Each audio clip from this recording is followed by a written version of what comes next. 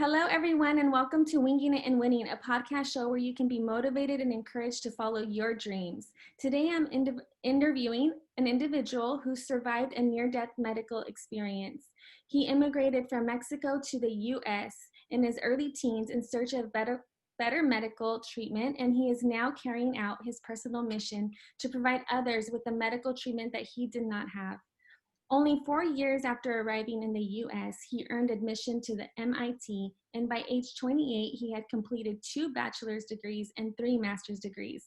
He has been recognized as one of the 100 most inspiring people by Pharma Magazine, and he was highlighted as one of the 40 under 40 by Boston Journal. He received the Healthcare Executive Leadership Award by the Los Angeles Business Journal. He currently sits on the board of directors for Save One Life and Fenway Health, and he is the president of the MIT LBGT Alumni Association. Today, he is the director of a global supply chain and manufacturing at Ultragenyx Pharmaceutical, a biopharmaceutical company developing treatment for rare and ultra-rare diseases. Please help me welcome our guest and friend of the podcast, Mr. Guadalupe Hayes-Mota. Thank you, Veronica. That was a really nice introduction. So I really appreciate that. I'm excited to be here and talk to you. Well, thank you for being here. I really appreciate it. I know you're busy and, life is just so busy. So I am just so fortunate that you agreed to be on my show. And I was funny because when I was telling Kevin, I was like, I want to interview Guadalupe. Do you think he'll do it? And he's like, of course he would. Let's give him a call. So thank you so much. We have a lot of ground to cover. And so I really want to get into it. And I just want you to be as authentic as possible. I just want people to see that really anything is possible when you follow your dreams and follow what your heart desires. And so can you tell me a little bit, Guadalupe, about your upbringing and how it contributed to your life mission? Yeah, for sure. So I think my upbringing really was one that was interesting. So I myself, I'm a Hemophilia-A, which if most people don't know what that is pretty much some rare bleeding disorder where if you cut yourself, or any kind of trauma, that your blood doesn't clot. So I had that, and I was born and raised in a very small town in Zacatecas, which is in Mexico. And one of the things that happens there is that it doesn't really have much of a healthcare infrastructure. And we're talking here in the 80s and 90s. So there really wasn't much of a support for this kind of disease or any access to the medicines that can prevent this. So the medicine that can help this is factor VIII. So because of that inability to really access these medicines, my childhood was a very interesting and very secluded one. What that meant is because if I got bleeds or cuts, they usually meant long stays in the hospital, which I was just given there. They would just give me some other type of medicines that were not as effective or helpful at all. And so that really made life a little difficult, and where I was just really kind of secluded in those components. Now that itself, growing up was difficult because as a child, you want to be active, you want to be with your friends and really kind of, interact with the world, but it was just hard to do that. So I kind of lived a more isolated childhood than most, and really spent a lot of my time reading and kind of thinking about how to put things together and put things apart, which is where my scientific and engineering mindset comes from. Now, an interesting thing happened when I was around 12 years old. I had this horrible pain in my right side of my abdomen. And then my parents took me to the ER there in Zacatecas. They right away diagnosed me with appendicitis, and it was acute appendicitis, which meant it was about to erupt the appendix. So the doctors had to decide to make a surgery to make sure to abstract this, otherwise it could be lethal. The problem was because they didn't have the actual medicine needed for this, which was factor VIII, they had to do the emergency surgery nonetheless, and my parents were aware of this. And they did surgery. They took away the appendix, and then they sewed me up. Unfortunately, things didn't go well because of the lack of the medicine, a lot of internal bleeding started happening, which were not stopping for a while. My parents were really concerned and really advocated for me within the physicians to see what exactly they wanted it to do. And they decided that they wanted me to drive away to the next hospital, which was about 8 hours away in another city called Torreon. And there they will probably or could have the medicine that will be helpful for me. But the damage was made already. That meant there was already internal bleedings. There was a lot of problems that were happening. Nonetheless, I was put in the ambulance and then drove away 8 hours away with my parents in this emergency way. Through this whole experience, I kind of lost consciousness of exactly what was happening because there was so much loss of blood that my consciousness was gone. So this is more of the story that my parents tell me as I know about this, but I remember waking up a little bit in Torreon 8 hours later with this horrible still pain in my abdomen, kind of coming in and out of it. And they decided to do an emergency surgery. And in the emergency surgery, they also start putting factor VIII. The thing about the emergency surgery is that they didn't know exactly what to do because there was so much blood and so much stuff happening internally. They had to remove intestines and different things to make sure that I became more in a stable state. The surgery lasted about 12 hours, which was really difficult. But through that process, what happened is I had literally bled to death through those experiences. And then the doctor did not understand exactly what was going to be the next steps. So the next thing they did is actually talk to my parents and told them that I was for sure going to die. And so they kind of told my parents that they were going to have to do funeral arrangements and make sure that everything was taken care of. Now the surgery continued, and then suddenly I was brought to life miraculously in a way. It seems pretty crazy that happened. Not sure why or how that happened, but it came back to life, and they were able to actually stop the bleedings and really create a plan for me to recover. I was taken out of the surgery. My parents were very, very surprised about the outcome and very, very grateful. Now they took me to intensive care, and in intensive care, I lasted there for about 8 weeks, where I was really just making sure that everything was taken care of, and I was starting to just start everything else. I pretty much for about 2 to 3 months, I wasn't able to eat because it was very difficult to eat, and I was kind of giving the factor VIII, but even the factor VIII was very rare to come. So it was always an issue that we had to have that medicine on hand, and my parents were always advocating to make sure that was happening. Mm-hmm. So that's the whole incident kind of put me in the hospital for about 6 months, where it was a very difficult situation and trying to recover from it. I had to learn how to eat again, how to walk again, how to, get back to a normal life. And then after I left that, it really kind of changed my perspective and myself completely. It was a life alternate experience, right? Going from a childhood that before I thought it was difficult to one where you actually start to experience that experience and really impacting you. So that kind of changed me at the point of view of like how this lack of medicine really impacted my life and the life of other friends that had the similar diseases. Some of my friends were not as fortunate as I was to kind of really go through this, and they passed away because of lack of medicine. So I really had an impact by this very profoundly. And my parents did too, and my family. So we decided to migrate to the United States. So pretty much this incident itself was kind of a catalyst of what gave me a blueprint of figuring out why I wanted to do my life. It kind of really brought me back to my question myself, like, why was I let on this earth, and how was I miraculously saved? And it started to make me think of like, there must be something why I'm here.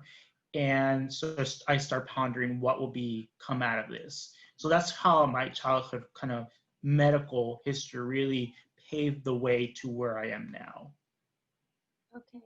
And what are you doing now, or what have you done to help to help your experience? Like, because of your experience, what have you decided to do to help people who might be in your situation? Yeah, so I think one of the things that when I moved to the United States, I had the immigrant story of moving to a place that we didn't know much of the language, which was very difficult. So we had to start navigating the healthcare system and understanding how it worked. And that itself made it very, very hard too. So it was a culture shock, but also a new experience of learning. And what that led me, I decided to go to, when I came here to America, I really wanted to apply what I knew and really put myself in the upfront to really study hard and get to a college and really put that emphasis in education. And my parents really installed on me that sense of education, and I wanted to do that because that was the only way paving now. I mean, I come from a very low income family, so this was the only way out of it, right? Otherwise, I wouldn't be able to do anything else with my life. And so I decided to study hard. I really kind of focused myself in those things and was able to go into MIT. And when I got to MIT, that school really opened my possibilities of start dreaming big and thinking about what do I want to do with my life. And then through those experiences I talked about as a child really made me reflect that I wanted to think about how to provide medicines or treatments or services to individuals that really don't have access to it. And I've done this to very different ways, right? I think once I graduated from undergrad, I went and did a master's in public policy at Georgetown. In finishing that, I really I started thinking about what is a way that I can affect effectively people who don't have access to care. And I was thinking more, connected back to my immigrant story of like, who are these people who don't have access to care and why they're not getting it? So I started working at a company called the RAND Corporation. And what we did, I was working directly with Congress and the Senate to really start thinking about the Affordable Care Act and thinking about how to implement this Affordable Care Act to really impact the lives of individuals who don't have insurance and how to increase their access to that. I think that I wanted to really be in that experience to make sure those people who don't have access were able to access that access. So I worked hand in hand with that and really cared about that. Now, through that experience, I really also realized that I wanted to change a little bit and work more hands-on, just not in policy. So I changed my career a little bit, and then I changed to a new trajectory, and UCLA Health Systems, which is a large healthcare system in Los Angeles. It's composed of about, I think there's 173 clinics plus 9 hospitals around that.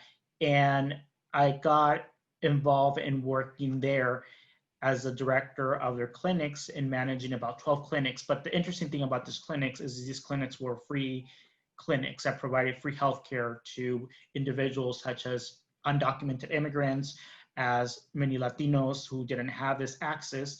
And so once I again brought that story of like, I really want to give back to the community, as well as just be able to provide that care that I didn't have, but also to make it easier for the immigrant individuals to really just have that access and a care that was good for them.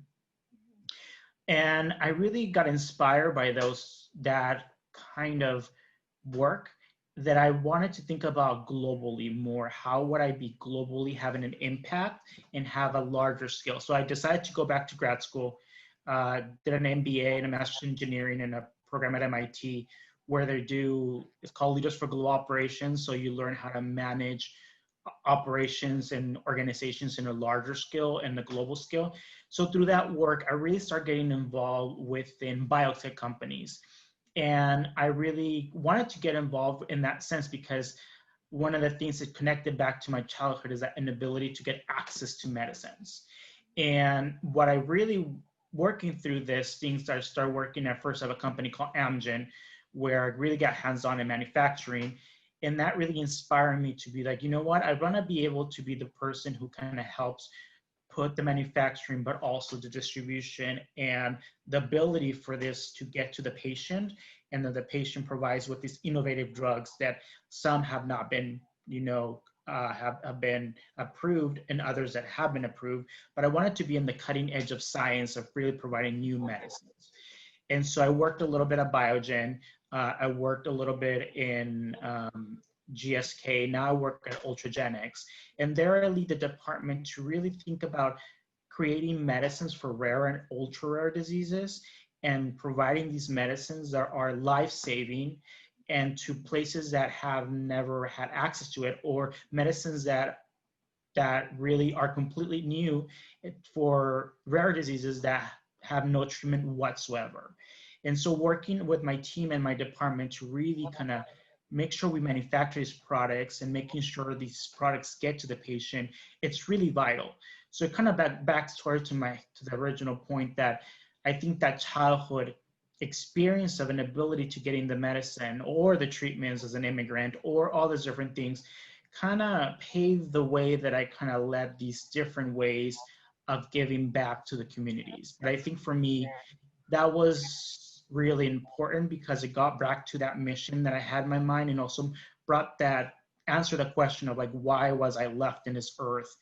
And that's, to me, that became the reason. It just, this is the reason I'm here and alive, and I need to take care of that and really make sure that people who don't have ability to get these things get it. Mhm. That's awesome. And also what I like is that when you were getting experience and working in the, after you graduated with your master's, you started working and you're like, I want to go in this different direction. And you didn't stop. You continued education to get more information and to be better equipped with the tools needed to continue your mission. And I think that's very admirable of you because a lot of people just settle and like, oh, I'll just figure it out and I'm fine here. But I think that you were on a quest.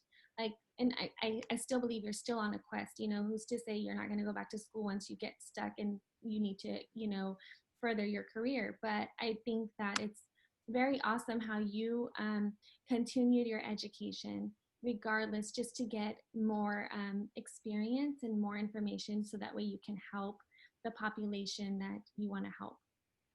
Yeah, for sure. And I think it's really important to get that education. I mean, my parents, they when they're in Mexico, they only got to fifth grade level education. So I come from a family I'm the first person to graduate from college, the first person to go to grad school. But even not, my parents were very still wanted me to get an education because they felt that was a way to propel forward, because there was no other way to propel forward, right? Because there really wasn't like I had, my parents were monetary, can help me anyway. So it was one way for me to push forward. And I think that's one of the things I really advocate for a lot of people.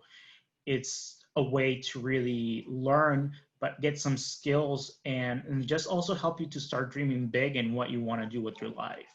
Yeah. And like you said earlier, that when you went to MIT, that's when that's probably one of the first times you realized and you started to dream bigger. And I think that that happened for me too when I went to Cal State Fullerton. I mean, it's like my eyes were open to so many possibilities, right? Our possibilities are endless because what we learn, and what I learned anyways, is that when you go to college, you have so many professors and so many mentors who want to help you achieve your dream. In college, they want to be mentors and do whatever they can to make sure that your dreams are achieved. And I think that it's pretty awesome that you also said that, because I was like, yeah, I can relate. College opened our eyes to so many possibilities. When you came to the United States and you did you know English, or how was the transitioning? You were a teenager at this point. How was that transition for you? And when times, were difficult with your medical condition, like what helped you through those times? Yeah, I mean, I think that was some of the most difficult times for me, because I was just coming out of this very traumatic experience with death. And, it's a lot to put in a 12-year-old and then move across to another country. And I didn't know the language, I didn't know English, and start from scratch. And we started from scratch. So we end up living in this very small little house. We didn't have much money. And so it was just like really just jumping in and trying to start swimming right away into the deep side of the pool. And that was very, very difficult. I started going to classes. I didn't understand any of it. So it was just very, very difficult. I still remember coming back to my parents and just crying, being like, I don't know if I can do this. Like, this is not really, like, I don't know how to learn from this, right? And I was taking ESL classes and trying to just like take some science courses here and some math courses, but in reality, I was not understanding most of it.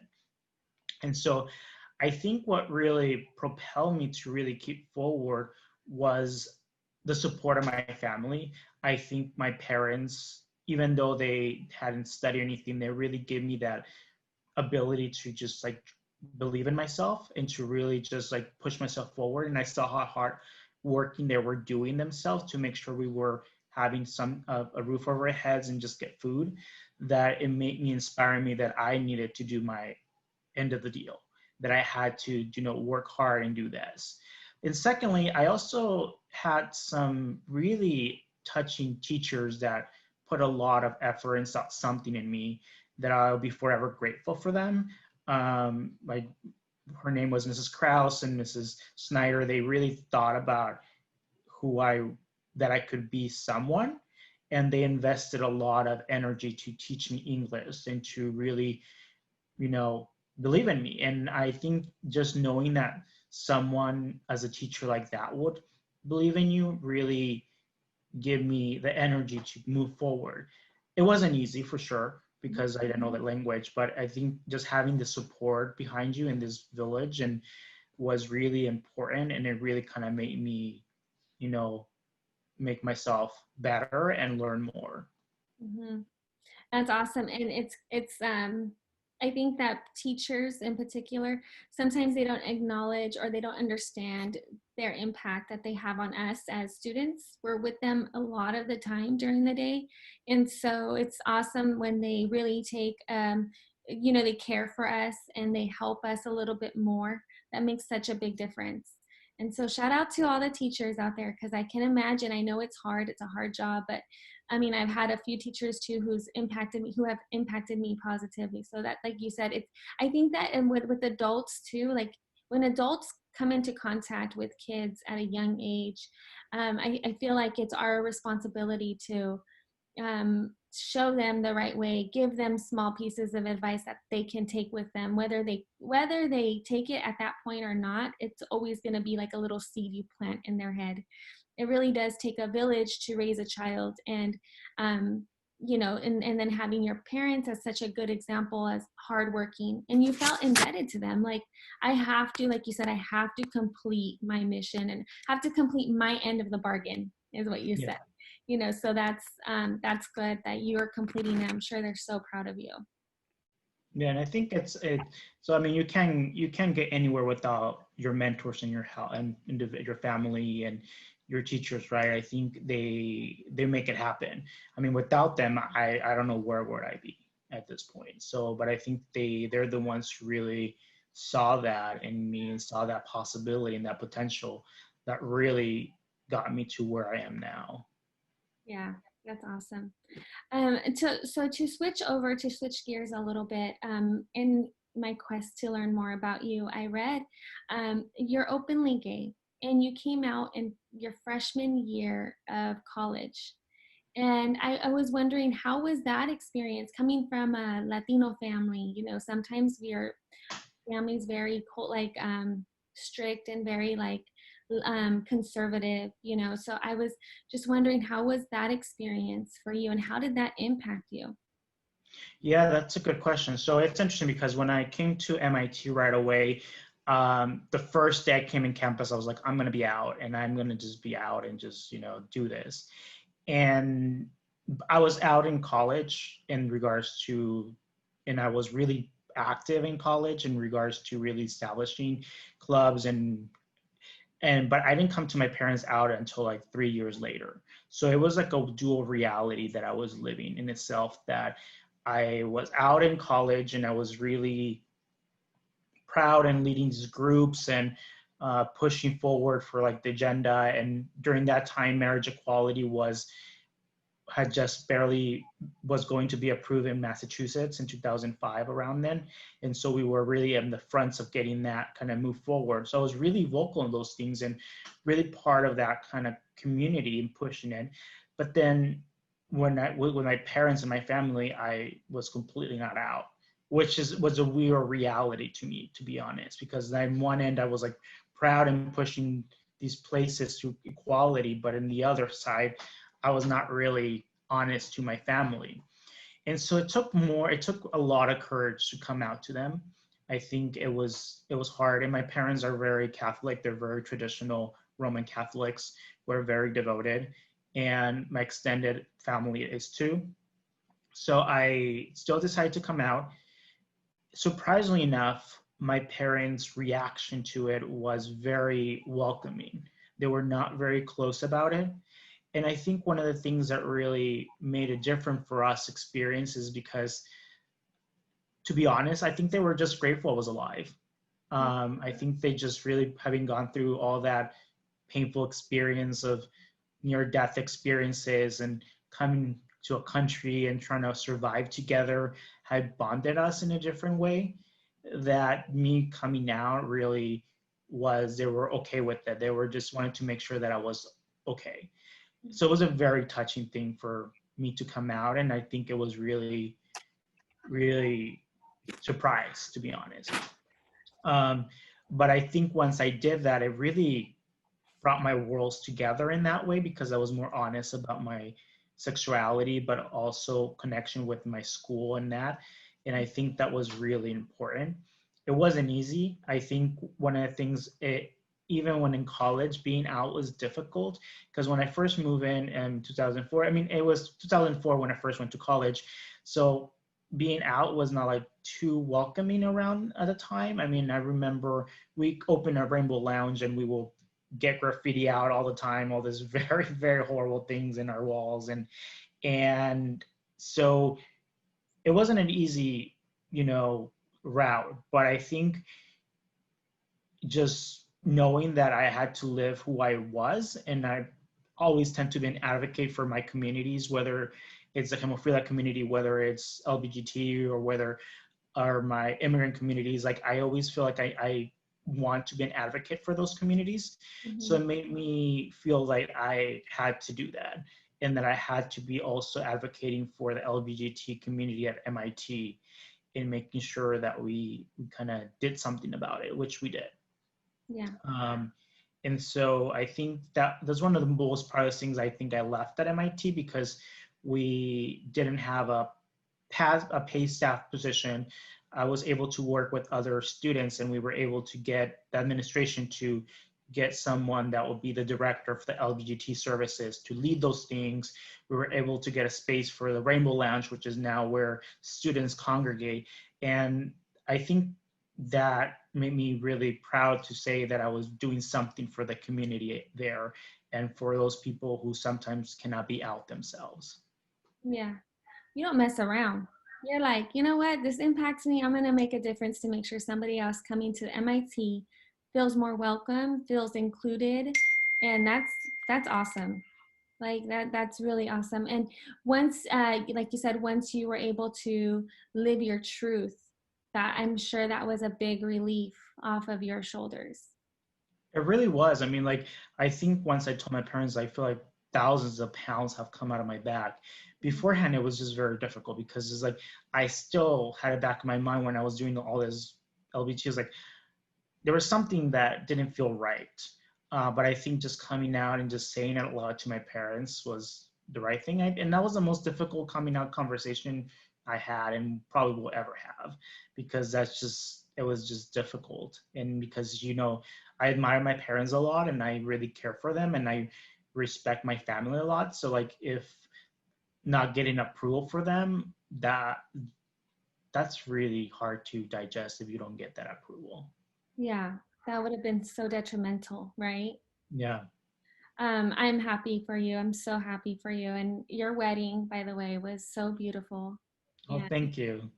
So amazing how, you want to tell the story about where you got married and what it meant to you? Because I think that's pretty. Yeah, for sure. So interesting enough, we got married at MIT, and there is this building called Walker Memorial, and Walker Memorial has about 3 storages. And the interesting thing about it is that the Rainbow Lounge was the one that I just described that we created, and where we're able to put it, we created that Rainbow Lounge there. And we put it in there in that building. And for me, it was a very special thing to have my wedding reception there, with my husband, because it was just a culmination of like, this is where I came out, this is where I fought marriage equality, and this is like exactly who I am. It was just full circle. And just having all my family, friends, and all these people that we love and have a community be accepted. I just wanted to be a representation of how, how much that change has had happened at MIT from those 2004 when it wasn't really welcoming, now to having a gay wedding there, and really just sharing that love with the Rainbow Lounge that was the beginning of that journey for me. And I wanted to share that with my family and my friends, and I wanted people to see where this journey began and how it was going to continue. That's an awesome story. That is so nice. Um, Thank you for sharing that. So it's evident that as the child, your child experiences and your life experience shaped who you are, and you turned your negative situation of medical condition and any other challenges you've had into a positive, and you figured out ways to want to help, and you're making those moves, right? You're making moves towards helping, and that's amazing. So if you can give one piece of advice to someone who's encountering anything that you may have encountered, whether it's a severe medical condition, whether it's coming from another country, or whether it's, coming out to your family, what advice would you want to give somebody or your younger self? Yeah, I think that's a really good question, because sometimes when you're in the midst of it, it's difficult, and it's difficult to see beyond that. And so there's this quote that I always think about when I go through hardship, but also as I reflect back on my life, and is by C.S. Lewis, which says, hardship often prepares an ordinary person for an extraordinary destiny. So you, for me in itself, I see these specific difficult situations that I experience as a way to kind of mold me who I am today. So like, not having been, hemophiliac in Mexico, being an immigrant, or being a gay man, all of those made me who I am. If I took some of that out, it would have been not make me who my authentic self is. So to an extent, it's just recognizing that these moments, as much as painful they're part of your experience that will make you who you will become, and you will come stronger out of those moments, because it's those difficult times is what shapes you who you are. And so that's the major thing that I would say to look this as. But the most important thing is really just to, when you're going through this, is take care of yourself. And I think just really have the patience and remind yourself that the pain is temporary, that these things are temporary, that you're going through all these different things, and really just be able to embrace it and go with it, and just really grow from it. It's hard to say that when you're doing it, because it sounds very romantic when you come out of it, but I think to be able to do that during that time, it's important. And another third thing that I will really recommend is, you don't have to do this alone either. I think you kind of create your support network, and reach out for help if you need that help when it's happening. I think one of the things I sometimes did not do as effective, and I wish I had, and I could tell myself younger, is like, when you're in pain and in this thing, sometimes there's other people out there that can really help you, that can be your support, and can really, lean on them and trust them to make sure they can help you. I mean, I wish there was times that I was feeling alone or depressed, so all these different things that I wish I could have turned down to, a friend, and actually ask for some help, or really, contact my mentors to figure things out. And so the journey doesn't have to be alone either. You also can have other people that can accompany you to that journey and make you a stronger person. But I think overall, I do believe that these journey of difficulties and hardships that you do face, it's really what makes you become the person that you are at the end of the day. And that's really the most important part about it. That's awesome. Thank you so much. I appreciate your words of wisdom and advice. Um, Guadalupe, time is one of the most amazing gifts you can give someone. And so thank you so much for gifting me with your time today and being a guest on my podcast. Well, thank you so much, Veronica. I had a great time for sharing this, and really, I really enjoyed talking to you. Thank you. Okay, so today we spoke with an individual who encountered a near-death experience and decided to make his life mission to help others in need. Please remember that winging it and winning is a mindset, and only you have the power to create your best life.